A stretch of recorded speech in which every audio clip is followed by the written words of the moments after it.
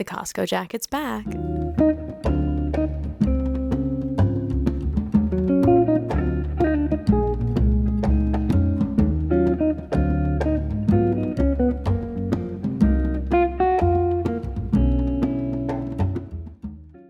Hey guys, what's up? It's Emily. Welcome back to my channel. Welcome back to my channel. I hate intros so much. Every time I sit down to do an intro, I hate it. Like, I'm excited to welcome you to my channel. It's just, God, it's so hard. Thanks for stopping by. If you're new here, I'm so happy that you clicked on this video. It means that you're probably a reader and you're interested in book content, which I make a lot of. So if you want, feel free to like check some of my other videos out. And if you want to, feel free to subscribe. No pressure. And then if you're already subscribed, thank you so much. I recently hit 1,000 subscribers, which has been a huge goal of mine for a long time. So thank you for helping me hit that milestone. Make sure you have your notifications turned on so you get notified whenever I post a new video. I post new videos every Tuesday and Friday. Was that good enough for an intro? Can I move on now? Today, I'm going to be talking about the 23 favorite books that I read in 2023. I have mostly, as you can see, my physical copies here, but I also have lent a few of them out to friends because I love them so much, or I listen to the audiobook. These are in no particular order. Let's just get started. I'm going to clear this. I have no idea where I want to start, honestly.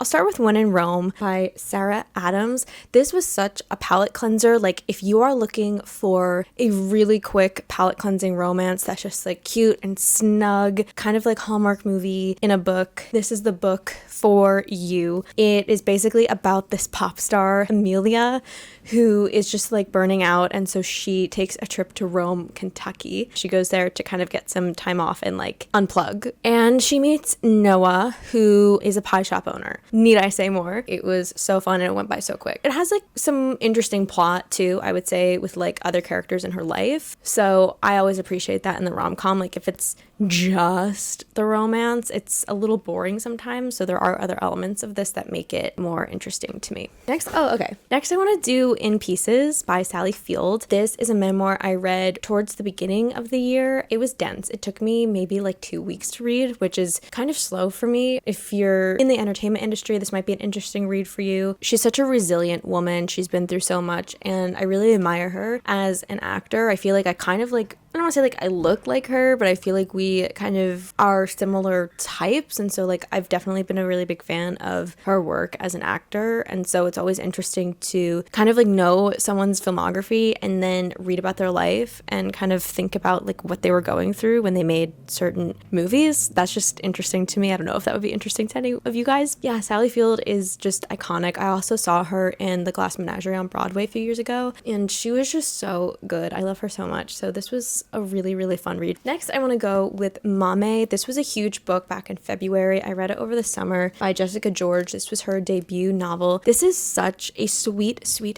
coming of age story. It's emotional. I loved the main character in this. Her relationships to her parents and her friends and like her dating life. It's all so relatable. Like, if you are looking for a coming of age story, you want to feel seen, specifically as like millennial Gen Z, this is such a good book. It's like a very comforting book. It's a very quick book. It's more about her and her kind of relationship to herself and everyone around her. And it's so touching and it's beautiful. I flew through this book. I loved it so much. I recommend this to so many people. It's such a good book. And the cover's so pretty too. Mame by Jessica George. So now I have The Unmaking of June Farrow. This was my book of the month pick for October of 2023. I really like didn't know what to expect from it. I got it on book of the month. I was like, okay, like I kind of just like put it on my shelf, and then I saw on Haley Pham, I think her name is, one of her vlogs, she read it and she loved it, and I was like, oh cool, I'll give it a try. And it's such a sweet book. It's really hard to talk about this book without giving stuff away. It's kind of about this girl, June Farrow.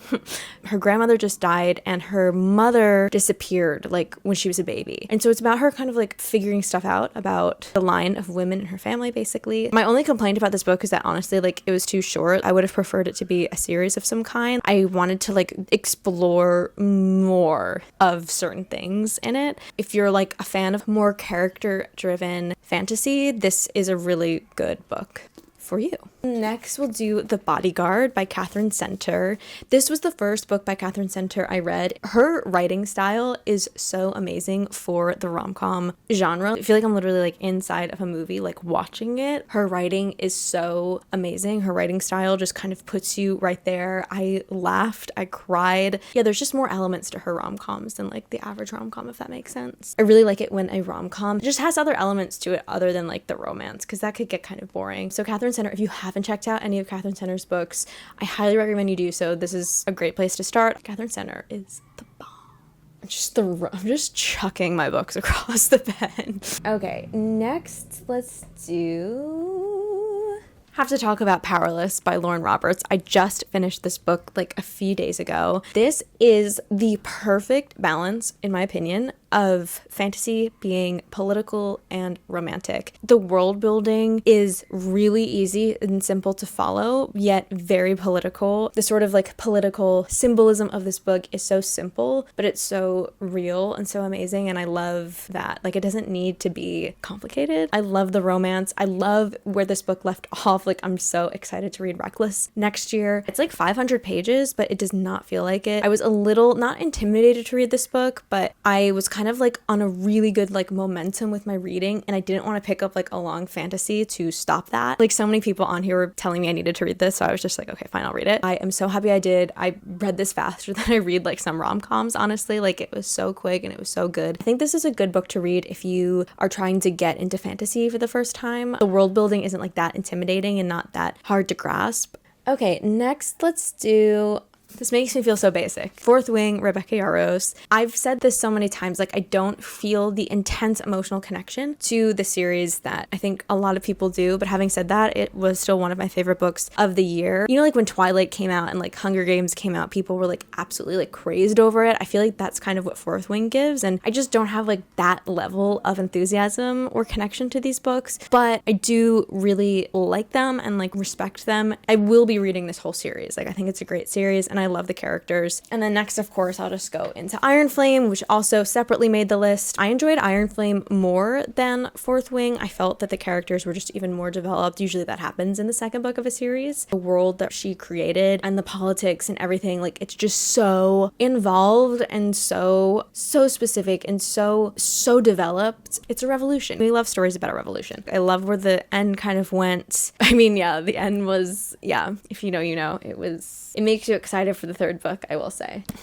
My brain cells are all dying. I'm just so sick of hearing myself talk. I definitely wouldn't start with this book if you're brand new to fantasy. I might start with something like A Court of Thorns and Roses or Powerless or something, but definitely work your way up to this. So there's more like intense, I would say, world building for someone that's never read fantasy before. That might be just a little like overwhelming. Iron Flame, Fourth Wing, love these books. Obviously, they were like huge books this year, so I definitely recommend them. Next, we'll do My Dark Vanessa by Kate Elizabeth Russell. This I also read pretty recently. If you can handle the content, I would definitely check trigger warnings on this, as well as any book, honestly, just before you read it. But if you can handle the content, like, this is so incredibly beautifully written. It's about this woman, and you go back and forth between 2017 and 2000. And in 2000, she was like 15 years old at this boarding school, and she had an affair with her like 43-year-old English teacher. So you kind of like explore that, and then you go back and forth between then and 2017, which is when the Me Too movement happened, and this other girl who went to school like a few years after Vanessa has come forth with this sexual assault case against the teacher. It's kind of about Vanessa's relationship to that and to herself. This is Kate Elizabeth Russell's first book, which first of all is so impressive. I know she spent like a really long time writing this. A lot of the feedback that she got is that Vanessa shouldn't be the main character because like people aren't going to like her or something. Like, you need to like go back and forth between Vanessa and the teacher to like understand the teacher's like the bad character. By only making it from Vanessa's point of view, you won't feel as like empathetic towards her. I'm so happy that she did not listen to that, because you really get a firsthand, truly like empathetic experience of what it's like to go through something like this, and like the gaslighting that happens and what was really going on in Vanessa's mind and like why she kind of takes the stance that she does.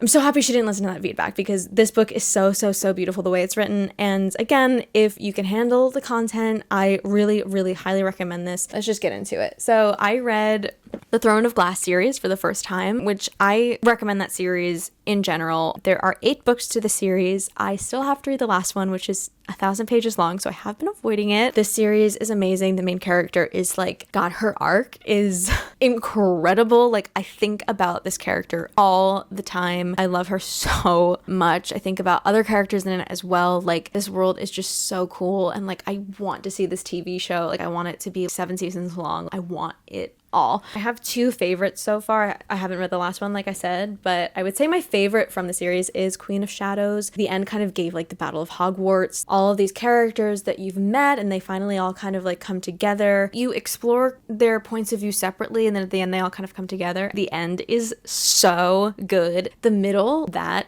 climax is also like so good. Everything in this is so earned. That is like the best way to describe it. I can't really say much about what it's about just because it's the 5th book of the series, and to say what it's about would literally give everything away. Please don't read the backs of any of these books if you have not read them yet, because they will give stuff away that you're not supposed to know until like the end of the 2nd book. My other favorite book from the series is Empire of Storms. I tandem read this, kind of similar to Queen of Shadows in that you follow like these different characters and their storylines, and then they all come together at the end. Everything feels very earned. The end of this is like, whew, yeah, that was a lot. But I love all of the characters, and even though like they're kind of at odds with each other in certain points, I'm like always rooting for everyone, because Sarah J. Maas is just so amazing the way that she writes. Next, we have The 7-Year Slip by Ashley Poston. I think I included it in like my summer release video, and I was like, I probably won't read that. And then I saw so many people reading it, and they were like, I'm so surprised by this book. Like, it's one of my favorite books I read all year. And I was like, okay, cool. So I just like have to read it. And I loved this book so much. Like, this might be my favorite rom-com I've ever read. We have like magic elements in it, but they don't kind of like overtake the rom-com aspect of it. It's about this girl basically who her aunt just died, and she inherits this New York City apartment from her. And she comes into the apartment one day, and there's this young man in it, but he is existing 7 years in the past.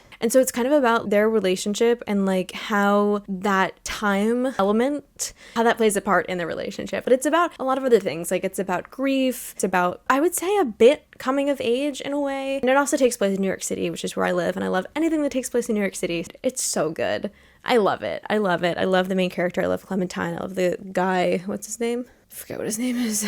I love these characters. This was so fun. Love this book. I kind of want to check out her other books as well. Ashley Poston, The Dead Romantics. Next, I'm going to say Killer Instinct out of the Natural series has been my favorite so far. I've only read the first 2 so far. I still have to read the second 2. But Killer Instinct was so good. I wasn't sure if I was going to like it because it is pretty YA, but it is so quick. It's very found family. It's basically about this group of 17-year-olds who are all very naturally gifted in a way that would like help the FBI solve murder cases. So the main character, Cassie, is a profiler, so she can look at somebody and basically just tell you everything about them. And there's other characters that can sense if someone is lying 100% of the time. There's another character that's like really good with statistics. There are other characters that have really accurate emotional reads on people. I love whodunits. They're so much fun to read. I love trying to guess what's going on. Then we have Night's Edge by Liz Karen, which I kind of describe as like Twilight, like vampires meets Mommy Dearest. It's about this mother-daughter situation where the mom is basically a vampire and is like feeding off of her daughter, and it's like a huge secret. I thought that this book was so original in the idea. This was also a really quick read. Like, it was less than 300 pages. Not a lot of people know about this series. A second book comes out this year. I have an advanced copy of it that I'm going to read soon. Give it a try. I don't think you'll be disappointed. Now I'm going to get into the books that I don't have physical copies of. The first book that I recently read is Yellowface. This was so funny. It follows this girl, June, who she's not like a super successful writer, but she went to school with this woman called Athena. She is like a celebrity now. Her books are so famous. She dies. Like, she dies in the first chapter. June kind of happens upon this manuscript she was working on that's a novel about Chinese laborers in World War I. So Athena was Chinese American, June is white. She kind of takes it upon herself. She's inspired by it. She like finishes the manuscript and then she publishes it as her own original work. It's definitely like dark humor. It's from June's point of view and she's just such an imperfect character and I love it so much because it's so funny to me. You know, we're dealing with cultural appropriation, we're dealing with plagiarism. It's really funny being inside of her mind because the author of Yellowface herself is Chinese American, so having her write from the perspective of this white person who is plagiarizing and appropriating another Chinese American author, the degrees of that, it just makes it so funny. Okay, sorry, my memory card just filled up. I'm back. Let's go. The next book I have is an audiobook that I listened to, and that is Britney Spears' memoir called The Woman in Me, and it was narrated by Michelle Williams, who is literally the perfect person to do that job. This was such a quick listen. I mean, it's Britney's memoir, like you just kind of have to read it. I learned so much about her. Obviously, like there were things that I knew because I had been following her story, but even just stuff about her childhood. She lived in New York. She took classes at the Broadway Dance Center. She understudied the same role with Natalie Portman. I think they understudied like Laura Bell Bundy together as kids. She's just so talented and she always has been. It was wonderful to hear her own story from her own words. Obviously, I highly recommend Britney's memoir. Next is Happy Place. I borrowed it from my friend. Me and Emily Henry, like just there's something about it that just doesn't click with me. I know a lot of the booktube community has such a strong emotional connection to her stuff and I love that for everyone that does. It's just not something that I ever really felt. Having said that, Happy Place is my favorite of her books. I definitely felt really emotionally connected to those characters. It felt like it was about more than just the romance, like I've kind of been saying with all of these books that have been my favorite books of the year. But romance books, it's like there's more to it than just romance. It's like a beautiful coming of age story. You have friendships, you have relationships, you have family stuff going on. Out of all the Emily Henry books, this one is like by far, in my opinion, the best. Next, we have Friends, Loves, and the Big Terrible Thing by Matthew Perry. I also listened to this. It was narrated by him. If you don't know who Matthew Perry is, he played Chandler on Friends, and he passed away like a little over a month ago now. So I thought I'd listen to his memoir, and he's really funny and like self-deprecating and very honest with himself. It was just really sad to listen to parts of it just because he has since like passed away. Chandler has always been my favorite character in Friends. I think he's so funny. I love the dryness of his humor and like that really comes through as he reads it and narrates it because he also wrote it and he's reading it, so you really just get that dryness in like a very big way, and I really appreciated that and enjoyed it. Next is a book I read on my Kindle like at the beginning of the year. It was All Your Perfects by Colleen Hoover, which is not like a huge book from her, but it was like one of my favorite books that I read from Colleen Hoover. It's basically about this couple and it goes back and forth between two time periods when they met and like now I think that they've been married or like known each other for years, like maybe 7 years or something like that, and they're facing this challenge together. It's just a beautiful love story. I remember the ending was so beautiful. If you're into Colleen Hoover and you haven't read All Your Perfects, because maybe it's not as well known, I would definitely read it. I don't know if it's like my top favorite Colleen Hoover book, but it's definitely like top 3, I would say. Next, I just lent this to my friend Stephanie. It's All the Dangerous Things by Stacey Willingham. This is about a mother whose infant, I forget like exactly how old he was, got taken from her in the middle of the night. It's just kind of about her quest to continue to try to figure it out a year later. The catch is she hasn't slept in a year since her son disappeared. You kind of get like a little bit unreliable narrator vibes. I just think where it goes is so, to me, it was very satisfying. I did want to save the best for last here. This is the year that I got into fantasy series and I started just reading series in general. That all started with A Court of Thorns and Roses. I'm gonna get emotional.